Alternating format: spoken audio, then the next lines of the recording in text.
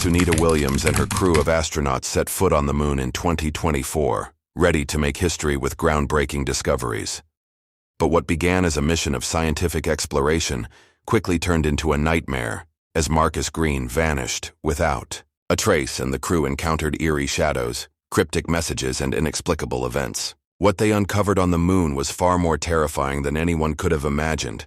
An ancient hidden force that had been lying dormant beneath the lunar surface for centuries. Now, with no way to explain the unexplainable, Sunita and her team must face the unimaginable horror they brought back to Earth. Would they make it home alive, or would this dark force claim them all? In the spring of 2024, NASA launched one of the most ambitious space missions in human history.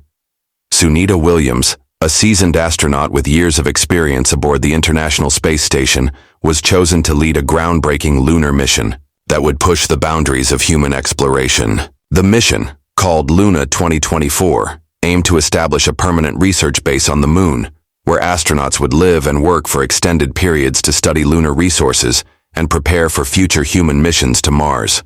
The world watched in awe as Sunita and her team made history, becoming the first humans to embark on a 9-month stay on the moon. From the outset, everything appeared to be going according to plan. The spacecraft carrying Sunita and her 4 fellow crew members, including engineers, scientists, and medical experts, safely landed on the lunar surface, and the first few days were filled with excitement and anticipation. The crew set up their base in the Sea of Tranquility, a location chosen for its relatively smooth terrain and access to valuable resources. Their mission was to conduct experiments, gather samples, and begin the process of building a sustainable lunar habitat. Sunita, known for her calm demeanor and level-headed approach, was determined to ensure the success of the mission. She quickly adapted to the challenges of life on the moon, where every action had to be calculated and every decision was critical. The team worked long hours, setting up equipment and conducting research. Despite the monumental nature of the mission, there was a sense of excitement and optimism in the air. They were pioneers, taking part in a journey that would forever change the course of history. However, as the days turned into weeks, small, inexplicable occurrences began to unsettle the crew. At first, it was just minor equipment malfunctions, an air filtration system that malfunctioned, a rover that failed to start, and communication glitches that made it difficult to stay in touch with mission control on Earth. These were expected, given the harsh environment of the moon, but the crew couldn't shake the feeling that something was off. Sunita herself started to notice odd things, scratching sounds in the walls of the base, flickering lights in the middle of the night, and an eerie, unexplainable coldness in certain parts of the habitat. It wasn't enough to cause panic, but it certainly raised suspicions. One night, as the crew sat together reviewing mission logs, Sunita noticed a strange flicker on one of the monitors. It was subtle, almost as if the screen was trying to relay a message, but it vanished before she could make sense of it. She brushed it off as a glitch, a product of the harsh lunar environment, but deep down she couldn't shake the feeling that something was wrong. The first real sign that something was amiss came when one of the crew members, Marcus Green, reported hearing footsteps outside the base, even though no one was supposed to be outside. When Sunita went to investigate, she found nothing but the still, lifeless surface of the moon.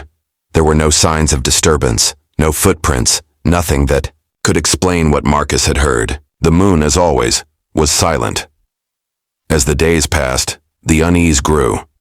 Sunita kept these concerns to herself, not wanting to alarm the crew. After all, they were pioneers in the truest sense, and they had to remain focused. But deep inside, she couldn't help but wonder, was something watching them from the darkness of the lunar landscape? And if so, what were they truly up against? 6 weeks into the mission, things began to take a darker turn. The crew had been working tirelessly to establish the lunar base, conducting experiments and gathering vital data. However, as the days wore on, a growing sense of unease settled over them. The small glitches in equipment, the odd sounds in the walls, and the flickering lights all seemed to intensify. The base felt more like a prison than a research facility. But nothing prepared them for the horrifying disappearance of Marcus Green, one of the mission's brightest scientists. It started with a routine exploration of a nearby lunar crater, a region rich with geological interest. The crew had mapped out the area for weeks and were ready to begin conducting a series of rock and soil tests. Marcus, an expert in lunar geology, was eager to collect samples that could provide groundbreaking insights into the moon's composition. He volunteered to lead the expedition, and Sunita gave her approval. They set out in the lunar rover, their only means of transportation on the barren surface. Hours passed, and the team began to get nervous. Marcus, who was usually punctual, had not returned to the base at the expected time. At first they thought it was a delay, a minor issue with the rover or communication systems. But as the hours turned into a full day, Sunita began to feel a growing sense of dread. Something was wrong. She ordered a search party, and they scoured the surrounding lunar landscape in the rover, scanning for any sign of Marcus or the equipment he had taken with him. The search was fruitless. There was no trace of Marcus anywhere. His rover was found, abandoned just a few kilometers from the base, its engine still warm, as though he had only just left it. But there were no signs of struggle, no footprints leading away from the vehicle, and no indication of where he might have gone. It was as if he had vanished into thin air. NASA immediately began a full investigation, and the crew was put on high alert. Communications to Earth were chaotic, as mission control scrambled to figure out what had happened. The official explanation was that Marcus had likely gotten lost in the unfamiliar terrain, possibly disoriented by the lack of landmarks. But Sunita and the others couldn't accept that. They knew Marcus too well. He was methodical, cautious, and knew the lunar surface better than anyone. For him to have simply vanished without a trace made no sense. The investigation continued for days, but there was still no sign of Marcus. His personal belongings, including his tools and data records, were found in the rover, untouched and neatly organized. It was as if he had intended to return, but something had stopped him. The crew began to whisper amongst themselves, exchanging theories in hushed voices. Some thought Marcus had simply lost his mind, overwhelmed by the isolation. Others speculated that something had happened outside the base, an encounter with an unknown force perhaps. Sunita, however, couldn't shake the growing suspicion that something far more sinister was at play. She reviewed the mission logs once more, looking for any clues that might explain Marcus's disappearance. That was when she noticed something strange. A series of numbers repeated in several different entries appeared to be out of place. They were cryptic, without explanation, and seemed to correspond to no known lunar coordinates. As she studied the numbers, an eerie thought began to form in her mind. Had Marcus stumbled upon something he wasn't supposed to find? And if so, what could it be? As the investigation continued, the sense of unease among the crew deepened. Sunita ordered a review of the base's security footage, hoping to find some clue about Marcus's movements. But when they checked the cameras, there was an unsettling discovery. The footage had been tampered with. Key sections of the video, including the hours surrounding Marcus's disappearance, were missing, wiped clean. Whoever, or whatever, was behind this had left no trace, no evidence, only questions. And as the days wore on, those questions grew more chilling by the hour. As the days turned into weeks, the atmosphere at the lunar base grew increasingly tense. The disappearance of Marcus Green left a chilling void, and the remaining crew members couldn't escape the feeling that something was lurking just beyond their understanding. Sunita Williams, who had always been the calm, collected leader, now felt the weight of responsibility heavier than ever. She had to keep the team together, keep them focused, but deep inside, she too was beginning to unravel. There were more signs, small, unsettling signs, that told her they were not alone, and that the moon might not be the dead, lifeless place they had once believed. The crew continued their work, trying to push forward with the mission despite the cloud of fear that now hung over them. They set about repairing equipment, conducting research, and gathering lunar samples, but the once positive environment had turned cold. The long, lonely hours of isolation seemed to amplify the unease, making every strange noise and malfunction feel more ominous. They would hear faint, indistinct scratching sounds echoing through the walls of the base, as if something, or someone, was moving just beyond the structure. It wasn't constant, but it was enough to make every creak of metal or hum of the life support system seem more like a warning than a mere technicality. But it wasn't just the noises. One by one, members of the crew began to notice something odd. Some would wake in the middle of the lunar night, heart pounding, as if they had been disturbed by something, though they couldn't remember what. Others reported seeing shadows darting across their peripheral vision, vanishing as quickly as they appeared. At first, Sunita thought it was simply the psychological toll of being so far from Earth, so isolated. But when one of the crew members, Dr. Ethan Blake, confessed to feeling like he was being followed, it became impossible to ignore. Ethan was the first to voice what everyone else had been quietly fearing. He claimed that he had seen something moving outside the base in the dead of night, something that couldn't have been a trick of the light or a reflection. It was too deliberate, too purposeful. He described it as a figure, tall and shadowy, standing at the edge of the lunar horizon, just outside the base's perimeter. He said it would appear and disappear in the blink of an eye, always at the edges of his vision.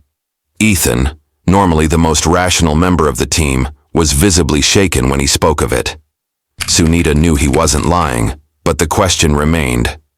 What could it be? With the growing tension, Sunita decided to investigate further. She began reviewing the base's security footage, hoping to uncover something that might explain the disturbances.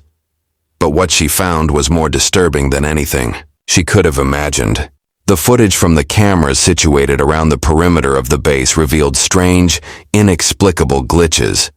Sections of the video feed that had been scrambled, distorted, or outright erased. And in the places where the footage remained intact, there was something even more unsettling.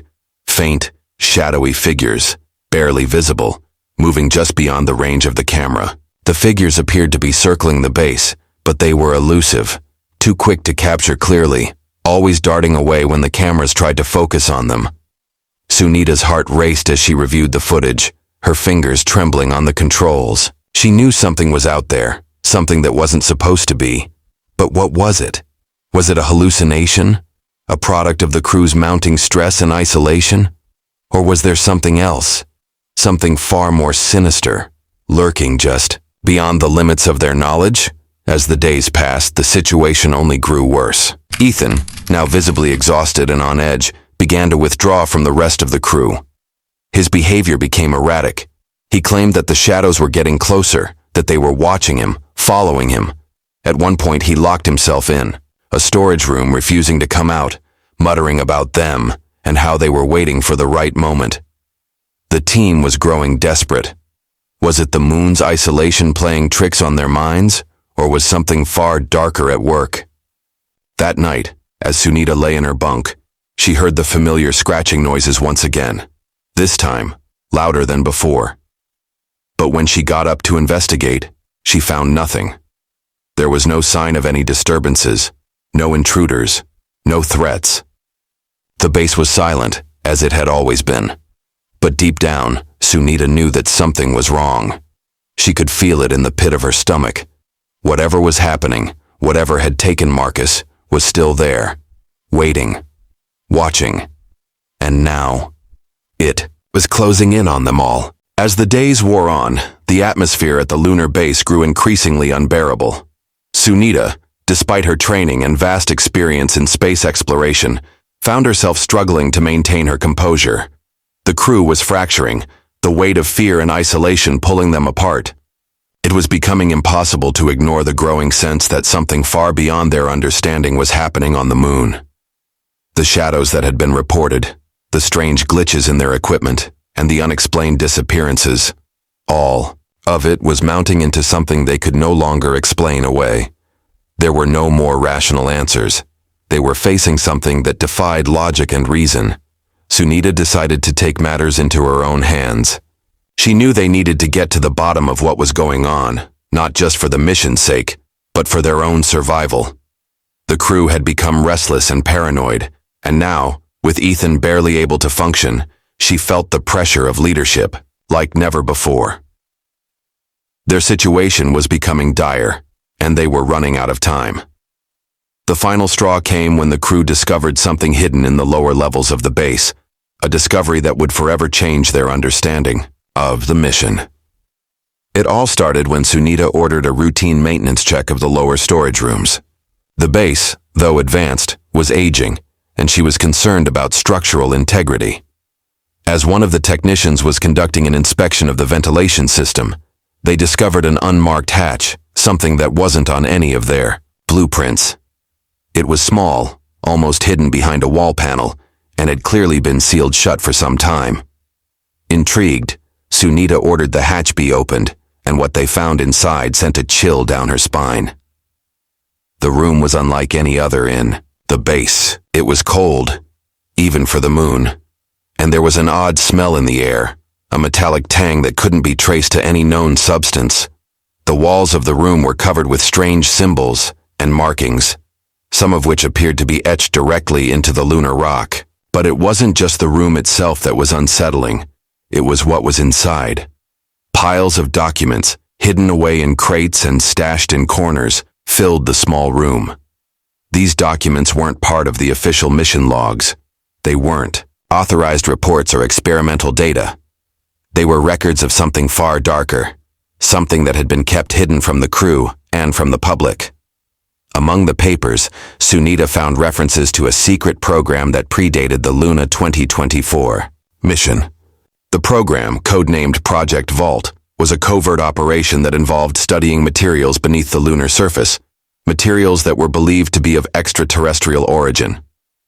The documents spoke of strange technology and structures, discovered deep below the moon's crust, structures that had been covered up for decades. The most disturbing part was a series of reports detailing a series of experiments carried out by earlier lunar missions, experiments that had involved trying to harness the energy of these unknown materials. The deeper Sunita dug into the files, the more horrified she became. The records were sparse and sometimes contradictory, but one thing was clear.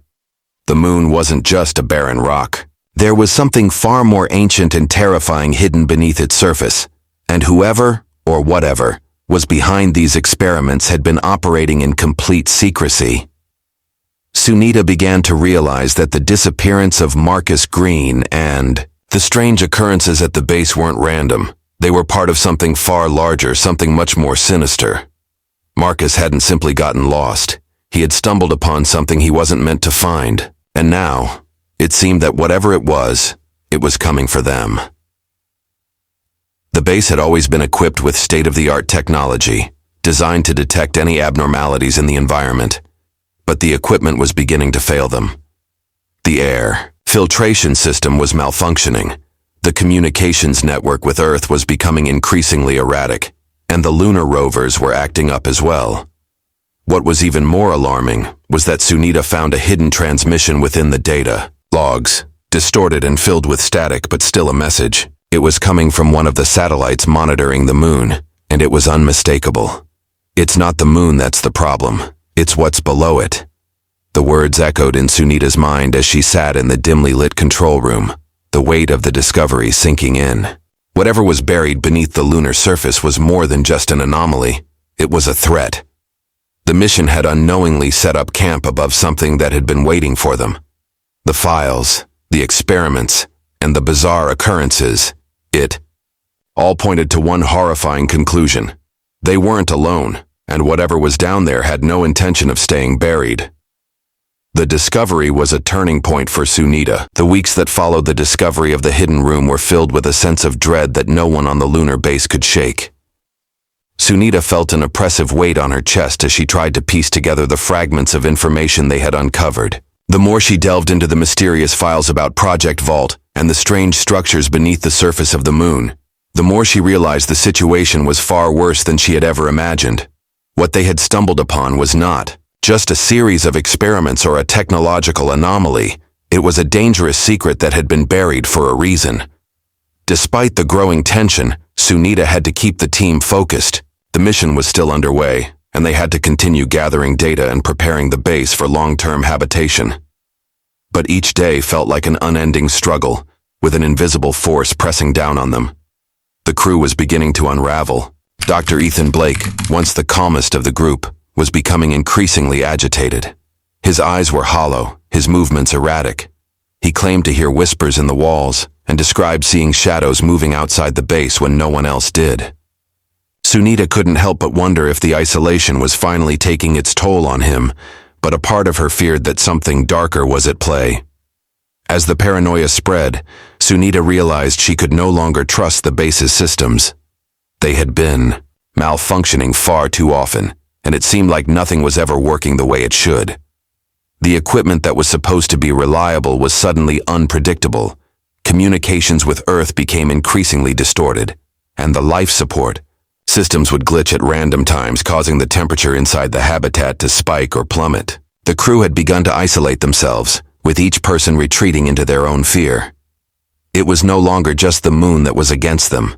It felt as if the very base itself was conspiring to tear them apart. The lunar rover that they relied on for exploration and transportation suddenly stopped working.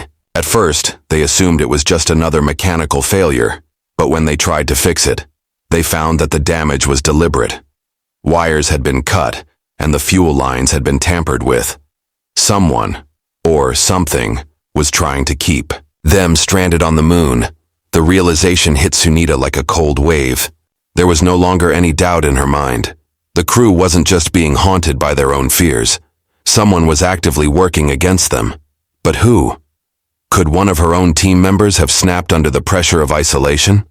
Or was there something else, something lurking beneath the surface that had been manipulating them from the start? Desperation set in. Sunita knew they needed to leave, but with the rover sabotaged and communications with Earth growing more unreliable by the day, their options were limited. She gathered the remaining crew together and made a plan. They would repair the lunar module, the only other escape option they had. It was a desperate measure, but it was the only chance they had to get back to Earth. But as the crew worked together to prepare the module, the strange occurrences only grew worse. Sunita began to see the same shadowy figures that others had reported. In the corners of her vision, she would catch fleeting glimpses of something moving just beyond the walls of the base.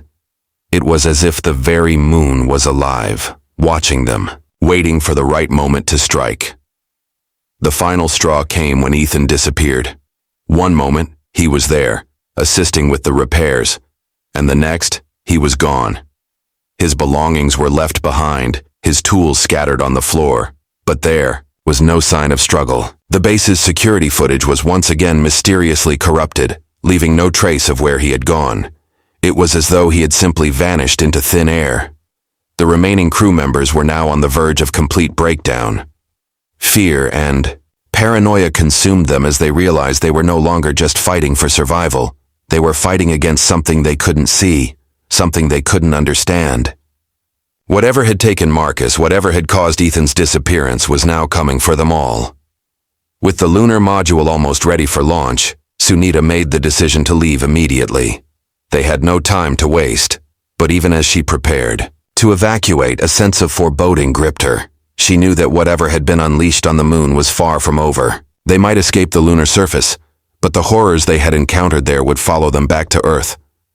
They had uncovered something ancient and deadly, something that had been waiting for centuries, hidden beneath the moon's surface. And as the crew sealed themselves into the module and began their journey home, Sunita couldn't shake the chilling thought.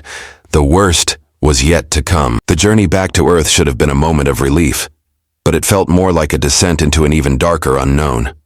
The lunar module, battered and worn from the damage they had endured during their time on the moon, seemed almost a fragile thing against the vastness of space.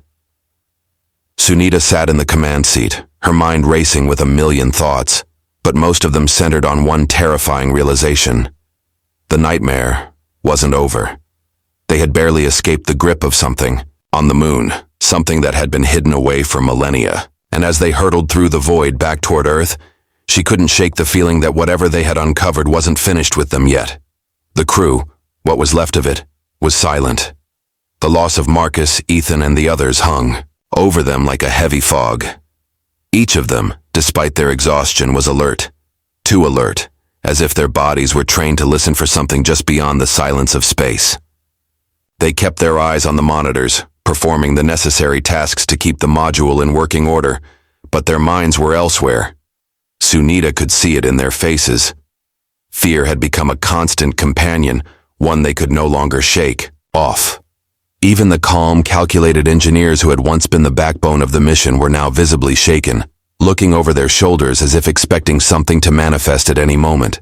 The first signs that something was wrong came during the communications check. The module's long-range communication system, which was supposed to connect them with mission control on Earth, suddenly began to emit a strange, unrecognizable noise.